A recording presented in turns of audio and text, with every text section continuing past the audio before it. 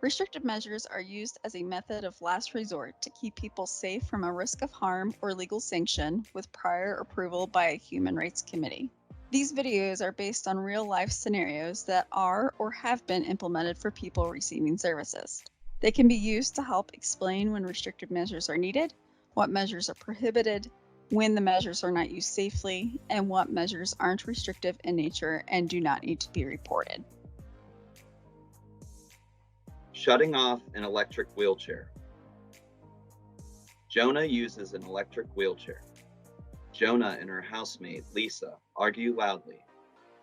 Jonah tells Lisa that she's going to kick her butt.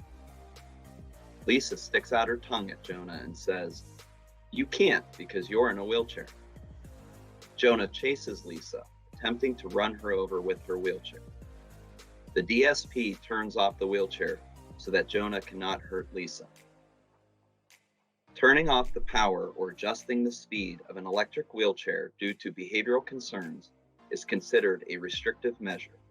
Blocking an entrance to prevent someone in a wheelchair from exiting or using a wheelchair to move someone to a different area are also restrictive measures.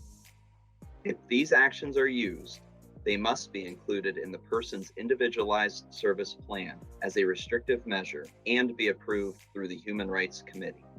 If one of these actions is needed to ensure the health and safety of the person or someone else in crisis, there is nothing preventing someone from intervening to ensure the person's immediate health and safety. If intervention is needed in the crisis situation, the unusual and major unusual incident process must be followed. Wheelchair tray. While attending day service, Mike enters a supervisor's office and takes papers off the desk. Mike's training specialist takes the papers from Mike and talks him into returning to his work area. Once at the work area, the training specialist straps a large tray to Mike's wheelchair that prevents him from fitting through the entrance to the offices. Putting on Mike's wheelchair tray to prevent him from going into the offices is not permissible since he is not physically harming himself or someone else. Wheelchair trays are permissible if used appropriately for medical necessity.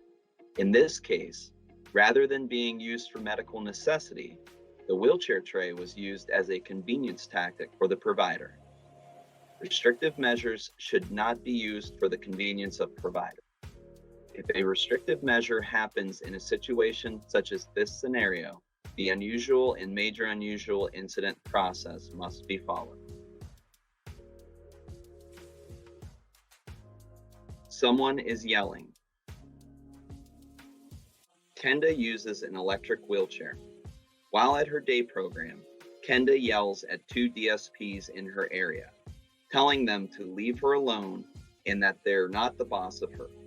One DSP shuts off the power to Kenda's wheelchair. The other DSP turns the power to the wheelchair back on and tells the other DSP that Kenda isn't hurting anybody and that turning off the power to the wheelchair would be against Kenda's rights. The second DSP also says they need to write an incident report because Kenda's rights were restricted. A restrictive measure is only used as a last resort to keep a person safe. The safety of Kenda and those around her were not at risk, so turning off the power to Kenda's electric wheelchair was not warranted. Restrictive measures should not be used for punishment, retaliation, instruction or teaching, convenience of providers, or as a substitute for specialized services.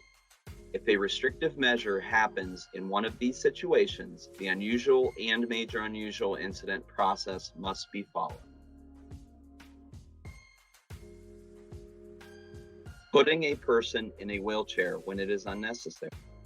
Stacy lives alone and has a manual wheelchair for long trips. Stacy attempts to get the attention of her DSP, who is washing dishes. The DSP guides Stacy to her wheelchair, straps her in, and moves her in front of the TV, locking the brakes before returning to wash dishes. This action was a convenience for the staff member and was not used to protect Stacy. Stacy was not hurting herself or someone else, so this measure is not permitted. Restrictive measures should not be used for punishment, retaliation, instruction or teaching, convenience of providers, or as a substitute for specialized service. If a restrictive measure happens in a situation like this, the unusual and major unusual incident process must be followed. Shutting off a wheelchair as a punishment. Raj lives alone and is supported by homemaker personal care staff. Raj has some time to be in his room alone written into his person-centered plan. Following dinner, his DSP asks Raj to wash dishes. After Raj refuses multiple times, the DSP buckles the seatbelt for Raj's electric wheelchair and holds down Raj's right arm as he directs the wheelchair into Raj's bedroom. The DSP disconnects the battery of Raj's wheelchair and goes to wash the dishes.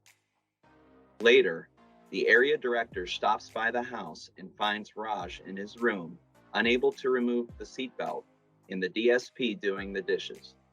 The DSP explains the situation, and the area director goes to Raj's aid.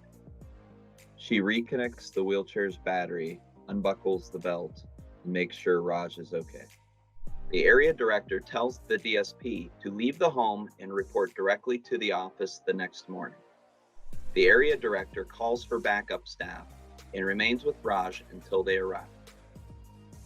Because Raj's safety was not at risk, putting on the seatbelt and escorting him to his bedroom for refusing to wash dishes was not warranted. Restrictive measures should not be used for punishment, retaliation, instruction or teaching, convenience of providers, or as a substitute for specialized service.